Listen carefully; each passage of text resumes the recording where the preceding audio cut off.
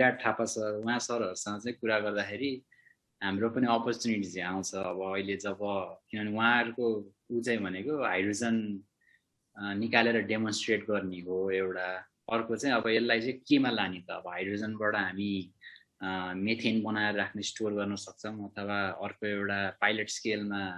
ammonia प्लान्टहरु ल्याएर त्यसलाई अमोनियामा बनाउने भन्ने कुरा पनि आएको छ सो त्यो गर्दा चाहिँ हामी इन्भल्भ हुन्छौं भन्ने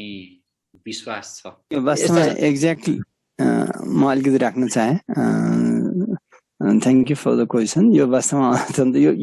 यो प्रश्न वास्तवमा सुरुमा मैले नै पनि उठाएको थिएँ आन्तरिक रूपमा हैन अलिकति अब यो केमिकल इन्जिनियर चाहिँ किन पछि पर्छन् भन्ने पनि एउटा उदाहरणको रूपमा पनि यो भएको छ हालाकि अब यो चाहिँ सुरुको एउटा प्रारम्भिक एउटा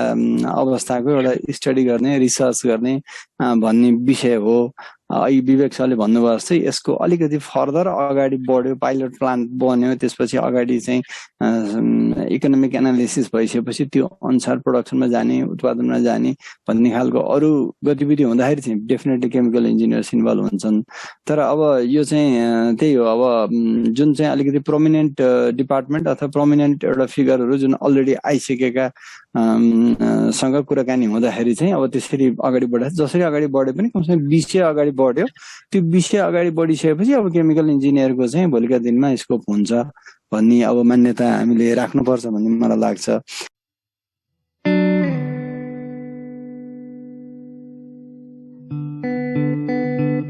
लाग्छ यो सम्झौतामा पनि उल्लेख भएको होला यदि यो रिसर्च प्रोजेक्टको रूपमा सम्झौता भएको छ भने डेफिनेटली किनभने त्यो रिसर्चको पब्लिकेसन त गर्नै पर्छ भोलि गएर अल्टिमेटली हामीले रिसर्चको को डेटाहरूलाई लिएर नै हामीले त्यसलाई कमर्सियल स्केलमा इन्लार्जमेन्ट गर्छौं र कमर्सियल स्केलमा एप्लाई गर्छौं जस्तो मलाई लाग्छ यस अर्थमा पनि पहिलो सुरुमा त यदि रिसर्च प्रोजेक्टको रूपमा हामीले कुनै पनि सम्झौता गर्छौं भने त्यो चाहिँ डेफिनेटली आरएनडी नै पहिला हुन्छ त्यसको डेटाहरू हामीले लिन्छौं र त्यसपछि त्यसलाई चाहिँ एक्सट्रापोलेसन गरेर कमर्सियल स्केलमा हामी जान्छौं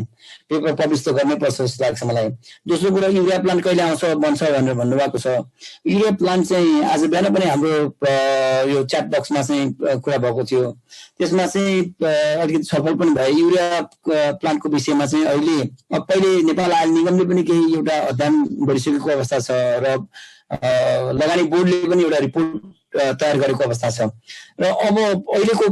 लेटेस्ट डेभलपमेन्ट चाहिँ अब कृषि मन्त्रालयले यसलाई लिड गरेर प्रधानमन्त्री कार्यालय अर्थ मन्त्रालय उद्योग तथा वाणिज्य मन्त्रालयका प्रतिनिधिहरू समेत राखेर एउटा समिति गठन गरेर यसलाई चाहिँ अगाडि बढाउने यसको सम्भाव्यता अध्ययन गर्ने लोकेसन फिक्स गर्ने त्यसपछि आएर यसको प्रविधिहरूको विषयमा फिक्स गर्ने भनेर चाहिँ समिति त बनेको अवस्था छ तथापि यसअघि पनि मैले कुरा उठाएँ कि त्यसमा केमिकल इन्जिनियरको सहभागिता हुनुपर्नेमा कसैलाई पनि गराइएको छैन यो विषय हामीले उजागर गर्नुपर्ने अवस्था चाहिँ छ डेफिनेटली अब त्यस्तै प्रशासनिक मान्छेहरूको मात्रै जमघट गरेर यो प्लान्ट चाहिँ डेफिनेटली आउँदैन यो चाहिँ highly technical chemical handling project भएको कारणले यसको इन्भाइरोमेन्ट एस्पेक्ट यसको टेक्निकल एस्पेक्टमा केमिकल इन्जिनियर नै इन्भल्भ हुनुपर्ने देखिन्छ